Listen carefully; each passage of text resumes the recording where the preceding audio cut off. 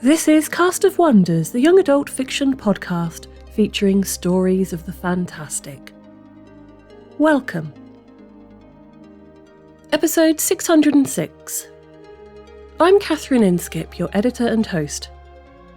Our final Banned Books Week story is My Mother's Voice in the Shadow by A.W. Prihandita, a Cast of Wonders original. A.W. Prihandita is a college writing instructor and PhD candidate in rhetoric and composition, with scholarly and personal interests in decolonial and transnational writing. Her most favourite job, however, is writing speculative fiction with hints of heartbreak and the personal political. She splits her time between the US West Coast, where she currently teaches and studies, and Indonesia, where she grew up and where her home remains. She attended the Odyssey Workshop in 2023 with their Fresh Voices Scholarship, and the Clarion Workshop in 2024 with their Octavia Butler Scholarship. Her stories are published or forthcoming in Correo Magazine, Ghoulish Tales, Mysterion, and Fusion Fragment, among others. This story is narrated by Omega Francis. Omega Francis is a writer from Trinidad and Tobago and is a holder of a bachelor's degree in communication studies and an MFA in creative writing from the University of the West Indies, St Augustine campus. Omega works as a copy editor and writer, and her writing has been published in Harness Magazine, Outlish Magazine, SPED, UWI Today, UWI Stan Magazine, Intersect.anu and SX Salon. This story carries a content warning for colonialism and generational trauma. And now, we've a tale to tell.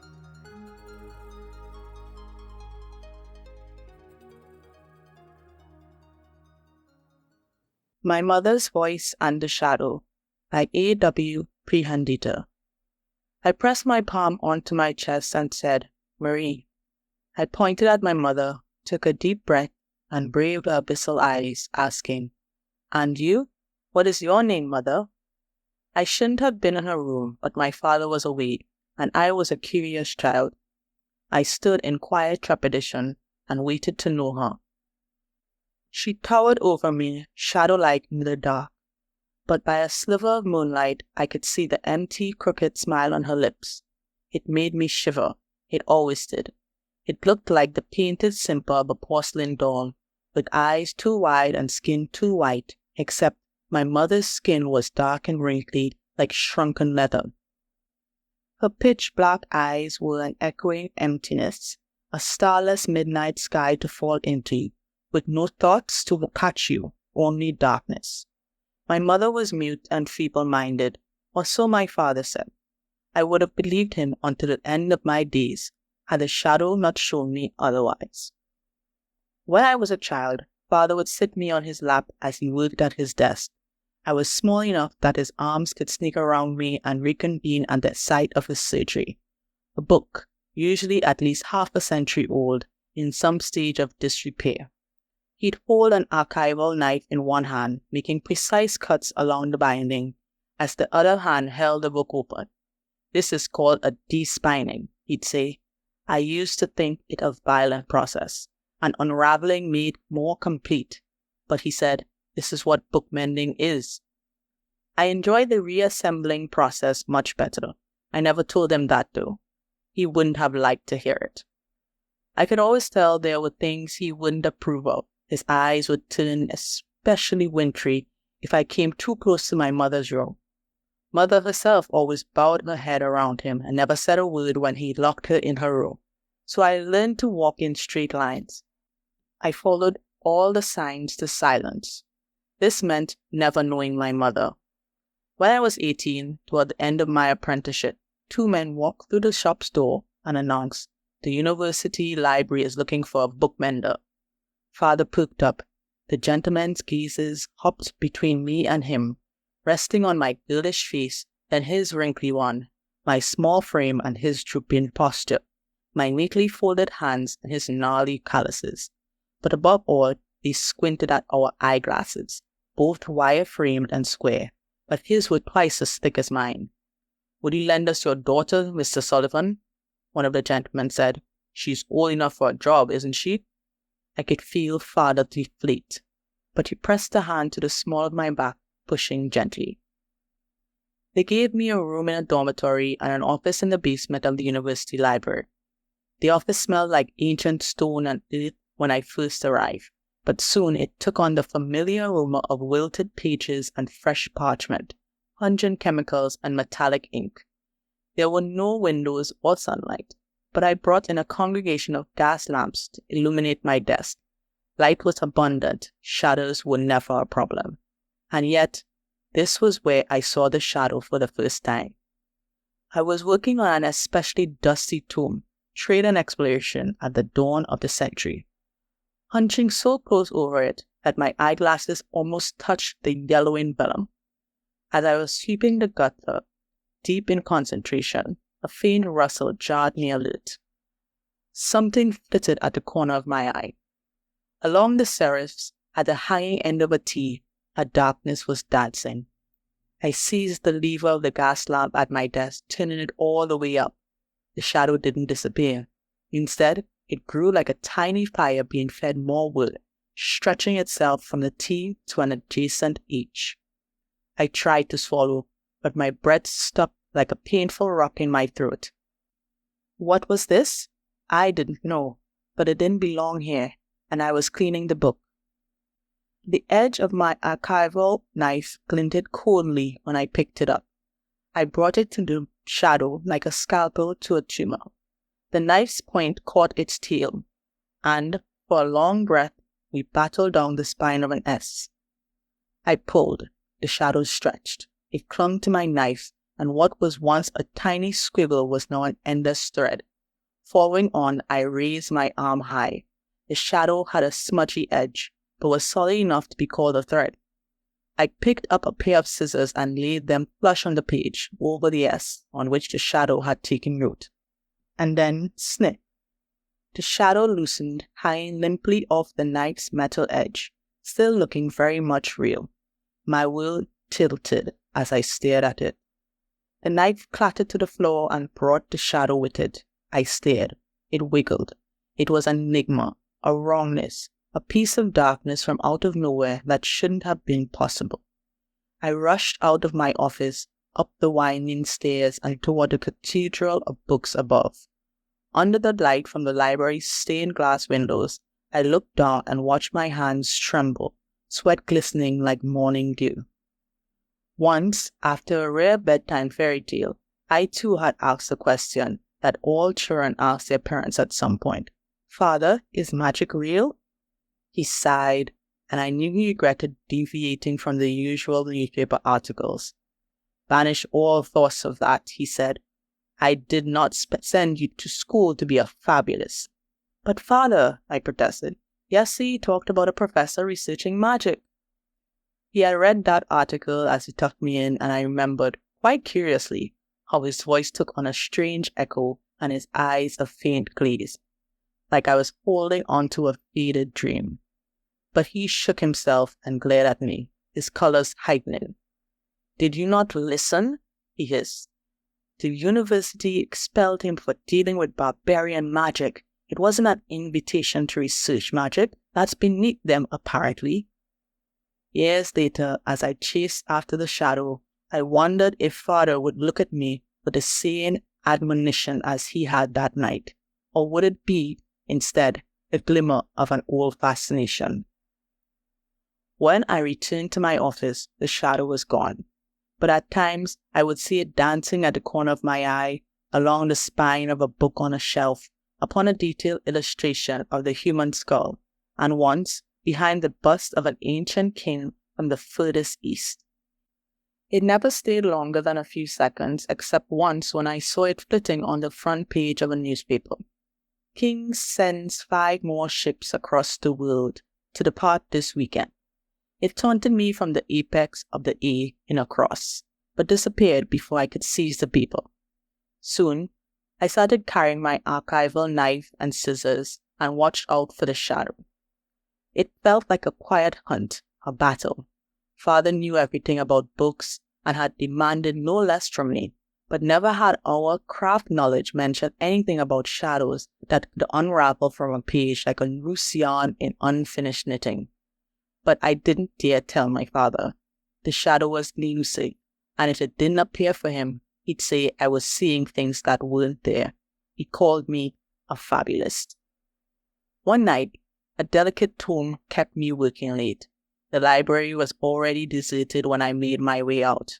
My steps echoed on the stone floor, and despite the lantern on the walls, there was only impenetrable darkness shrouding the peaks of the library's arches. Faint moonlight filtered through the tall windows, too powerless to fight the deep black. The main gallery had a gigantic painting decorating one of its walls. The gilded frame alone was thicker than my body. On the right side of the painting was a ship upon a wave. At the ship's bow, a man with a telescope pointed toward a land in the distance, an academy of scholar explorers crowding him. On the darkening land gathered a group of deformed creatures, who looked human except for the fact that they were shadow-skinned and crawling, like reptiles, with arms that were too long, lips too thick, body hair too wild, like monkeys. The plaque under the painting proclaimed, Jacob Alexander Blackwell, The Invention of Knowledge, 1605, oil on canvas. I stopped dead as I realized the shadows in the land weren't brushed oil on canvas. It was this shadow, wriggling and taunting me. Every inch of black in the painting swirled into the shapes of disconnected body parts, a finger, 2 fingers, a curled up hand, an ear half torn, a split lip, a mouth contorting into a scream. I stifled my own scream. I whipped my knife out and plunged it into one of the finger-shaped shadows. I pulled, and the shadow rose with me. Out, damn you! Out and away, you oversized dust! The shadow stretched. I took a step back, and another. It followed. The finger became 2 fingers, then 3, then a whole hand, then an arm. I tried to drop my knife, but I couldn't. I was a prisoner pulling at their chain, desperate to get away but unable to let go. A black arm, then a shoulder, a neck, a whole head with bulging eyes. Wrong, wrong, wrong. It couldn't be here. This shouldn't be happening. I looked away and squeezed my eyes shut, vainly wishing this were a nightmare I could wake up from. When it ended and I next dared to look, there was a human on the floor, or at least a human-shaped shadow, a near-human. It lay with its spine twisted around, its head lolling back so I could see its screaming face. While previously it had looked like solid smoke, it was now glossy black and lumpy like charred flesh. Faint steam rose from it, as if it was sublimating into the air itself, dissipating slowly. Its screaming mouth slackened into a smile, becoming the painted simper of a porcelain doll, empty and crooked, unnatural. My stomach dropped in icy recognition. No, this wasn't possible. The shadow human didn't move. The shadow human didn't speak. The shadow human looked and felt like something I knew, but I wouldn't say it out loud. Instead, I ran like the darkness itself was chasing me. Here was the memory I didn't want to voice. Sometimes it felt like Mother was a shadow that lurked inside our house. She rarely left her room. Father wouldn't let her. She'd get lost, he said. He even insisted on delivering meals to her room rather than letting her out to dine with us. But I had grown up seeing mothers walking hand in hand with their children on the street, sharing ice cream and reading books together, and I thought, perhaps if I could just spend more time with my own mother, she'd stop staring at me with an empty smile and emptier eyes and come to do those things with me. When I was 8 years old, I waited until Father was asleep. Then I stood on a chair to grab the key hidden atop the kitchen cabinet. I unlocked Mother's door, a candle in my hand. Mother, I whispered, no movement. I tiptoed toward the bed. She had her blanket drawn over her head. Maybe she was cold, I thought. I shook her, no answer. I clutched the edge of the blanket and pulled on. The face staring back at me was contorted in a scream, tongue curling to the back of the throat, eyes bulging wide. Her skin was glossy black like oxidized blood, but lumpy like flesh that had melted and charred in a fire. I dropped my candle and screamed, scrambled away until my back hit the wall. I raised my arms for protection. "Monster! Monster!" Father came running, his face red and contorted in a furious scowl. He yanked Mother up, tugged at my ear until I slunk back to the bed, still screaming. He slapped me on my cheek. That shut me up. "Look at her," he yelled. "What a monster!" Mother was back like Mother, with her empty smile and emptier eyes. She felt wrong, but no more wrong than usual, and certainly didn't look like a burnt shadow. "You were sleepwalking and had a nightmare," Father decreed. For the next 2 years, he always locked my bedroom door at night until he was certain my curiosity had been scrubbed clean. But I never forgot that night. I knew how she looked. I knew how it looked. The horror, the sense of wrongness that raised my hackles. These were unmistakable and unforgettable. The weekend after I pulled the shadow human out of the painting, I visited home and snuck into Mother's room when Father was out for errands. It felt eerily like a repeat of my childhood misadventure, but this time my racing heartbeat had nothing to do with Father's prohibitions. "Mother, what are you?" She cocked her head. I repeated the question. She shuffled on her feet. Her eyes darted back and forth, and for once they didn't look so empty. "Mother, were you a shadow?" She looked like she'd been waiting for that question forever. For now, she let out a breath that sounded like relief. She grabbed my hand and pulled me towards Father's workshop. We both hesitated at the door. We weren't supposed to enter when he was away, but she yanked the door open and stepped inside, and I followed. She stopped by the window and bent down, pulled out a loose floorboard and looked at me. Shaking, I crouched beside her and peered into the hole on the floor. A pile of books lay inside. I picked them up one by one with a frown. Father loved books, always proudly displayed them on the shelves. Why were these here? I read their titles, and the more I read, the wider my eyes grew. Sorcerers of the Farthest East. Methods and Methodology for the Qualitative Study of the Arcane. Vengeful Magic. Effects, Desires, and Persistence in the Farthest East. New Perspectives on Farthest East Anthropology, the fabulous term. The Imperial Gaze, studying barbaric magic from a safe distance. Father despised talks of magic, when before I could grapple with the implications of this finding, a rattling of keys floated from the front door. I snatched the loose floorboard, but before I could slam it back in place, Mother gripped my wrist with one hand and grabbed a book from the wall, thrusting it to my chest. We fled the workshop just in time, and that night I locked the door of my childhood bedroom and huddled close to the candle on my nightstand, clutching that book. Carefully, with hands cold like ice, I brought the book toward the candlelight. It was called The Life of a Tribeswoman in the Farthest East by Carl Edmund Smith. I ran a trembling finger over the leather cover. It was a biography, as the title indicated. The words slipped past me like translucent rapids as I leafed through it. At the end of the first chapter, there was a full-page illustration of the tribeswoman that was the book's subject. She looked vaguely like Mother, the way every hand-drawn portrait looked vaguely like its model. But the book was dated a century ago. The tribeswoman in the book should have been long dead. As a child, I knew there was one event guaranteed to light up Father's eyes. Every Friday evening, he would gather with his gentleman friends, serious-looking men, who came carrying briefcases and piles of books. Their pens danced as they discussed, debated, and scribbled on their manuscripts. "This is the Independent Scholars Research Group," Father said proudly. Each of them aspired to write books or publish in the same journals that professors of the university wrote in. Father never ended up publishing anything, but he spent long hours locked in his workshop. "I conduct inquiries for my own satisfaction," he told me when I asked about it. Much as I admired the academy, not everything is palatable to them. That doesn't mean I ever gave up on my curiosities. His quiet voice sounded proud and grudging. I just did it in the dark behind closed doors. Why was my mother's likeness in a book about a woman from the farthest east who died long ago? Surely she couldn't be her. The book discussed the tribeswoman's life in great detail, but it didn't explain its ties with my mother. Perhaps the other books in the book could explain this riddle.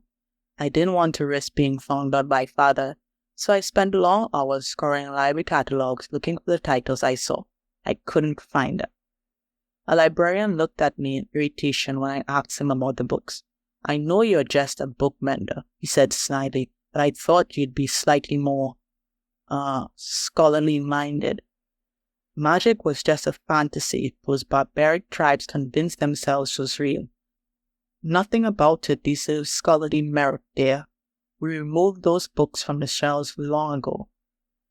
There was a room in one abandoned corner of the university's basement, a level under my own office. Sometimes, when I ran out of fresh materials, I'd pilfer the boards from the covers of some unused books. I had limited budgets after all. I never quite paid attention to the contents of those books, but perhaps... Yes, there they were, untouched at the very back of the room, piled on the floor into towers as tall as myself. A collection of books on ancient exotic magic, and I recognized some of the titles. I sank into them. By the end of the month, I must have spent dozens of hours in that abandoned room, but it didn't take me long to realize how out of fashion Farthest East magic had become in the modern scholarly tradition, compared to how vibrant the field used to be. Current scholars said fascination for the fantastic was unscientific at best, but more than that, it suggested an overly intimate closeness to the barbarian souls, to their magic. Look too much into their tricks and you might fall in love, a critique said. It was best to study these people with a healthy sense of distance, to remain a cool-headed outsider and uphold objectivity. My literature review gave me one theory that could explain the shadows I saw, and mother. It felt both obvious and silly. Magic. These barbarians on the other side of the world, they wield magic the way we wield science. But while we develop science for the advancement of our society, they use magic simply to survive, to cling to a life that is traditional and quaint, and while sometimes idyllic, also often monstrous in its embodiment of the arcane. Manon de Saint-Marc, Sorceress of the Farthest East, page 12. Following Manon de Saint-Marc's assertion that the ancient tribes of the Farthest East use magic simply to survive, I would like to bring attention to what I call persistent magic, a form of magic used by these tribes to imprint traces of their lives even past their physical deaths. Persistent magic can be observed, for example, in what is now widely known as the Unfading Blood Incident, in which soldiers from the Crown's third expedition to the Farthest East, upon winning a battle against a local tribe, had severe difficulties cleaning the blood of native warriors from their skin and uniforms. Other manifestations of persistence magic include lingering voices of dead natives, corpses that never rot, a seemingly animated relief of a deceased elder, and, perhaps an advanced form of the magic, apparitions of the dead substantive enough for one to hold their hands and hear their voices. This was how tribes of the Farthest East clung to existence even after their de facto death. One might even see such magic as their second chance at life. Archibald Wellington, Vengeful Magic, Affects, Desires, and Persistence in the Farthest Reach, page 34.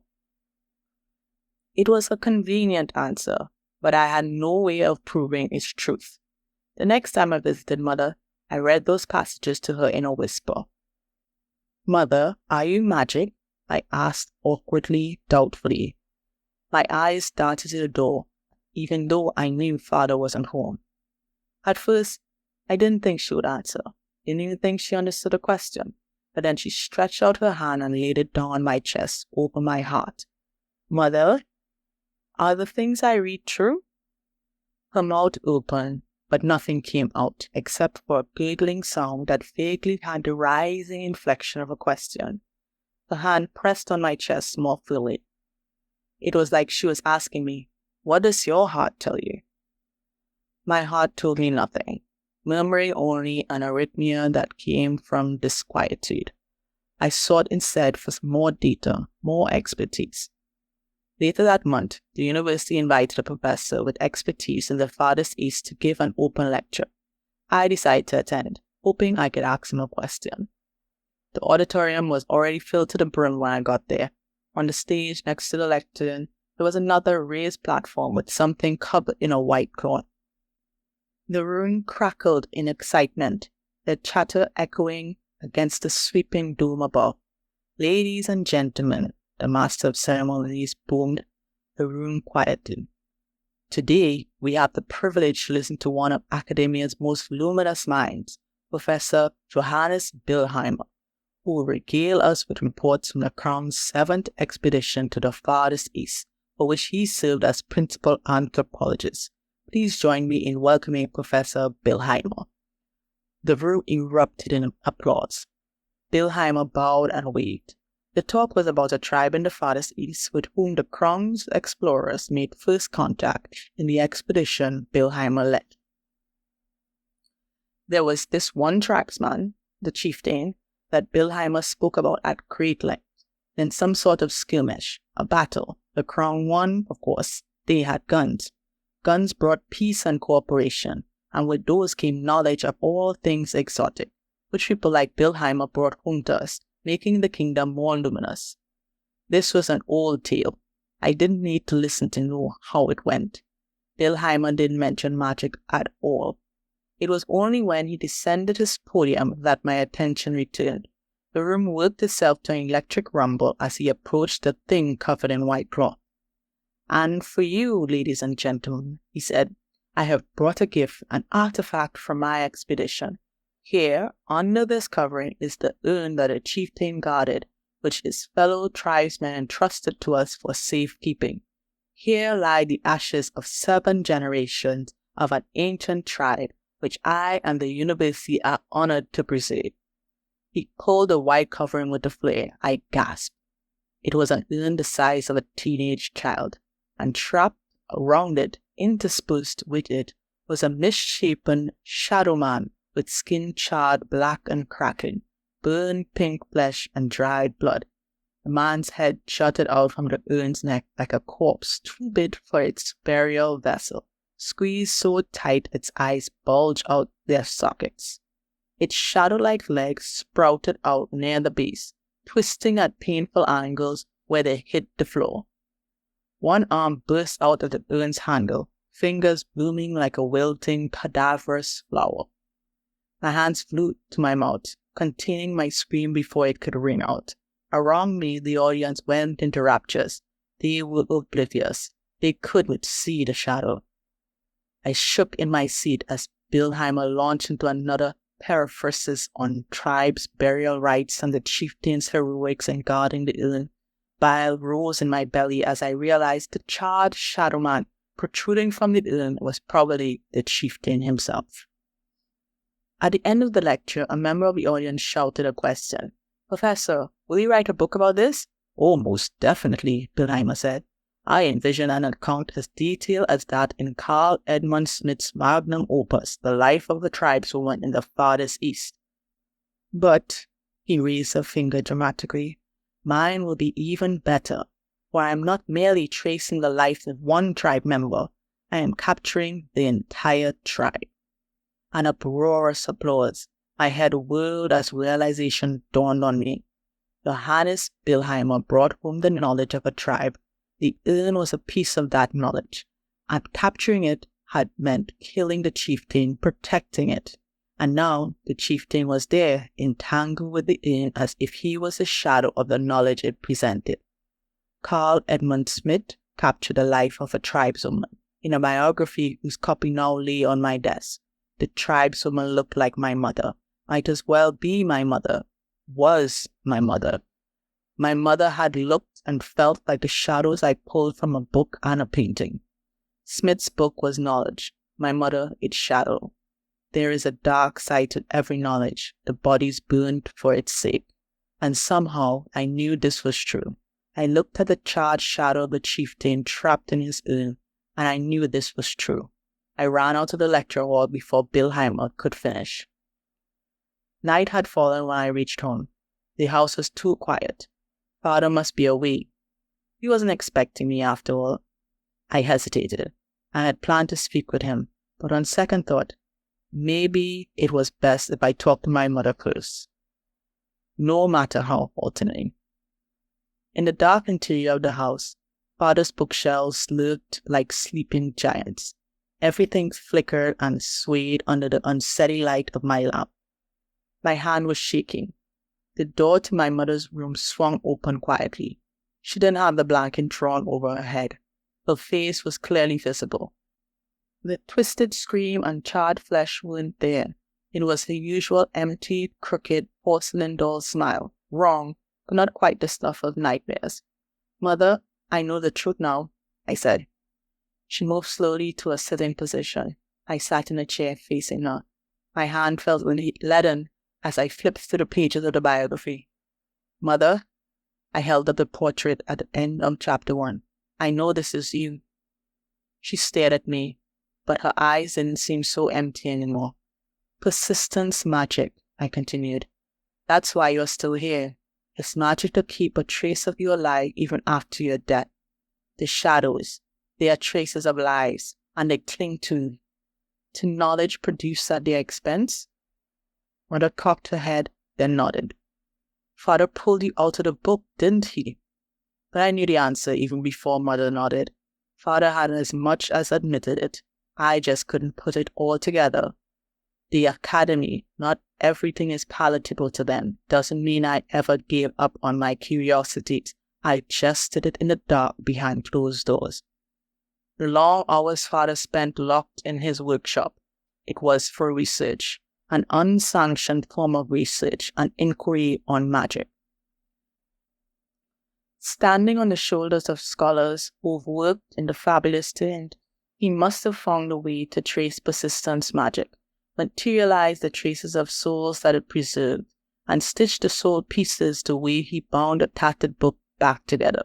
So strong the magic was, and so thorough his stitching, that it all resulted in something human enough to walk around and bear a child. My mother was a shadow from a book, and my father had pulled her out and made me. "Why can't you speak, Mother?" I choked out. She gestured her answer, hand to her throat, finger pointed out toward the closed door of Father's workshop, in a slashing motion. "Father cut off your voice?" She hesitated. She pointed at the book, then made a beckoning gesture repeatedly, like she was pulling many shadows out of the book.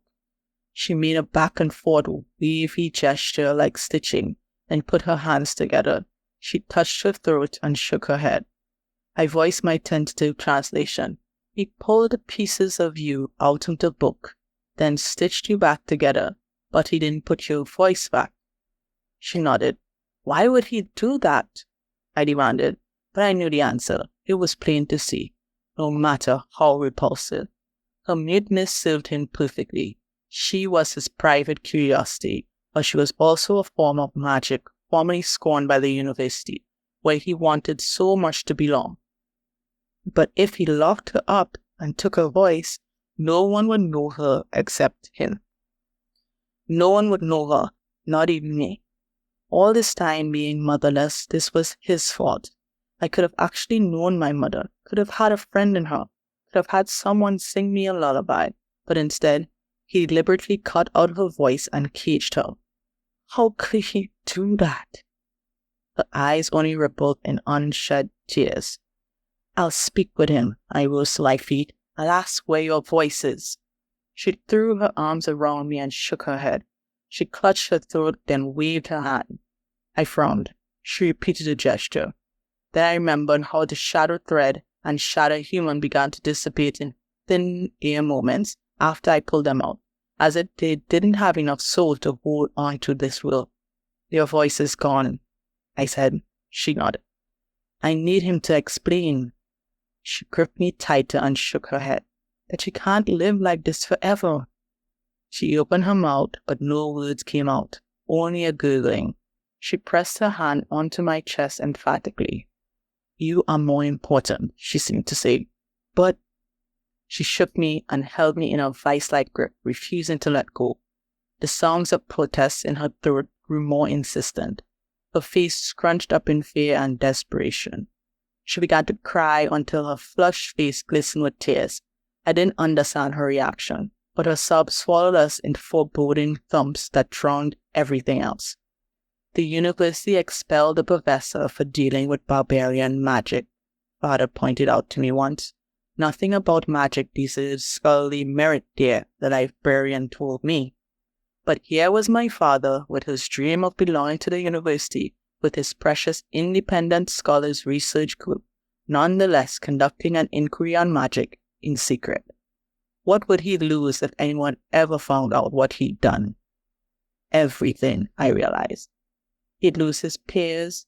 He'd lose what little claim to scholarly status he'd cobbled together for himself. He'd done the unthinkable, locking up the mother of his own child for her entire existence just to preserve his dignity. What other unthinkables would he do? "You are more important," Mother had gestured. With sinking fear, I finally understood. "All right," I whispered. "I won't talk to him, I promise." I thought long and hard about why Father did what he did. It felt like I never knew him after all, or my mother, or even myself. For a long while, my world felt like a churning hurricane, and my tears the raindrops in it. But I never ended up confronting Father. Neither Mother nor I could risk it. Not right now. And in retrospect, she was right. Whether and why he did what he did was no longer the most important thing. He shouldn't matter, shouldn't be the center of our world. I visited Mother as often as I could, still in the sneaky way I had practiced in childhood. One day, I would have enough to take her away, but for now, she had to stay. We followed once again all of the signs to silence, careful not to poke Father's honestness. But even in our silence, we never let things fall back to the way they were. Our rage and sorrow burned quietly, but we burned nonetheless, and out of the flames we forged a different kind of revenge. One that sought not for mutual destruction, but instead a remaking, a repair. Maybe one day we would make him pay, but for now, there was something more urgent. On my first visit after the conversation about her origin, Mother looked like she was waiting for me. We stared at each other for a long time, and I found myself all choked up. I pressed my palm onto my chest. I said. I put my right fist on my left shoulder. Name. I put my index finger on my lips and moved it forward. Is. Then a flurry of gestures and a teardrop. 4 fingers of my right hand to the palm of my left. M. 2 thumbs touching at an angle. A. 2 fingers hooking together. R. Both index fingers pressed together, held up. I. 3 fingers sideways with the other palm, eyes back, drop. E. My name is Marie. Your name is... I broke down into sobs. The little girl who snuck into the locked bedroom didn't know how to name the pain of never knowing her mother, but I knew. It was spelled like regret and lonely silence. I'm sorry, I can't bring it back. I can teach you how to sign and how to write. I don't know how to bring your voice back. I'm sorry. Mother smiled. It didn't look empty. She laid her palm on her wound and brought it to my chest, over my heart. Then she touched her throat and touched me again. You are my child. You are my voice now. At the library, I started collecting every biography of people from the farthest east.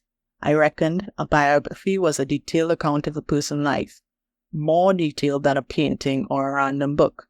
Perhaps that was why Mother looked more human-like than other shadows I'd seen. Through long nights, I bent over the biographies with my archival knife in one hand and resolved in the other. I was made in my father's image, his knowledge and his method, but I knew better now. My father could see the shadows because he looked too closely. I could see because I was my mother's child, a shadow born, and soon more of us would walk this stairway. The voices ring clear as we always did. I pulled shadows out of books, those traces of souls clinging to the dark side of knowledge. Often, they would come in small incoherent pieces like unfinished sentences, the tip of a nose, an ear, half the thinking part of a brain, a mouth with an incomplete voice waiting to be found. I traced and pulled every fragment of every soul, laying them out for stitching, and carefully, intently, with every piece accounted for, I began the reassembling process. This is what book mending is. There's one line in this story that really sticks with me. There is a dark side to every knowledge. The body is burned for its sake. This is something that we're still only beginning to address. How our understanding is biased, who it privileges and how, what it costs to acquire and to uphold. As a Brit, colonialism inevitably colours many aspects of my own generational legacy. My father was a naval officer, and my mother grew up in Malaysia, raised as much by her ama as by her own parents. The sense of social class, hierarchies, and one's position within them is deeply ingrained. When my astronomy research sent me on observing runs in Chile, the Santiago guest house for visiting scientists was deep in the ambassadorial enclave of the city. Many of my peers were palpably discomforted by the mode of service provided by the guest house staff, and I found that bizarrely amusing in a way. For once, they were the fish out of water, not me. I knew my place, and I hate that. Much of colonialism is tied into that way of thinking. To explore, to understand, to master, to shape the world around the existing hierarchy, everything in its rightful place. To bring order, progress, and civilization, erasing whatever was there before. To catalogue, to own, to frame the stories of others as fragments of our own. Today's story is a powerful call to work to dismantle those structures and ideas, and to carve out space for a multitude of voices. And for some of us, to become the ones that are silent, because our work is to listen. Join us again soon. We love bringing you the best audio fiction week after week, but we can't do it without your support. Your donations pay our authors, our narrators, our servers and our staff. Please consider supporting us with a monthly donation through either PayPal or Patreon. You can also review us on Apple Podcasts, request us on Spotify, and consider the stories we publish for award consideration. There are lots of ways you can help. Join the discussion on the EA Discord and visit on social media at Cast of Wonders. Come say hello.